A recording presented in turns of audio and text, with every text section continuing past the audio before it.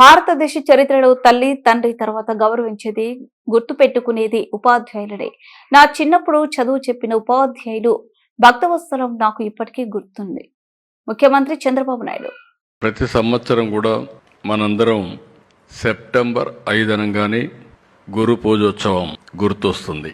ఇది చరిత్రలో మరిచిపోలేని సంఘటన. నాకైతే నేను ముఖ్యమంత్రి అయినప్పటి నుంచి తప్పకుండా ఈ కార్యక్రమానికి విధిగా హాజరవుతున్నాను. ఇప్పటివరకు ఆ పని చేస్తూనే వచ్చాను.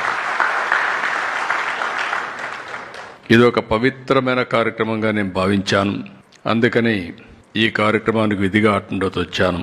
మన యొక్క జీవితంలో ఒకసారి చూస్తే భారతదేశ చరిత్రలో తల్లి తండ్రి తర్వాత గౌరవించేది గుర్తుపెట్టుకునేది టీచర్లనే గుర్తుపెట్టుకుంటాం. ఇప్పుడు కూడా లోకేష్ మాట్లాడుతూ చిన్నప్పుడు చదువుకున్న 2 టీచర్ల పేర్లు చెప్పాడంటే ఎవరినైనా మర్చిపోతాం కానీ టీచర్ని జీవితంలో ఎప్పుడూ మరిచిపోలేం.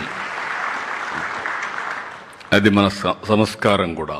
ఈరోజు గురువు ఏదో పాఠాలు చెప్పడమే కాదు, చాలామంది పిల్లల జీవితాల్లో మీరు ఒక బ్రహ్మాండమైన స్ఫూర్తిని తీసుకొస్తారు. ఓసారి నాకు కూడా ఇప్పుడు చిన్నప్పుడు ఉండేవాడు, ఎలిమెంటరీ స్కూల్ పోతే మా టీచర్ భక్తవత్సలం అని, ఆయన ఇప్పుడు కూడా గుర్తుపెట్టుకుంటాను. ఎందుకు గుర్తుపెట్టుకుంటామంటే ఆ వయసులో వాళ్ళు చూపించిన చొరవ, వాళ్ళు ఇచ్చిన స్ఫూర్తి అది ఎప్పుడు కూడా మిగులుతుంది. అయితే మనందరం గుర్తుపెట్టుకోవాల్సింది, అందరిలో నైపుణ్యం ఉంది. ఎవరికి కూడా తెలివితేటలు లేకుండా కాదు.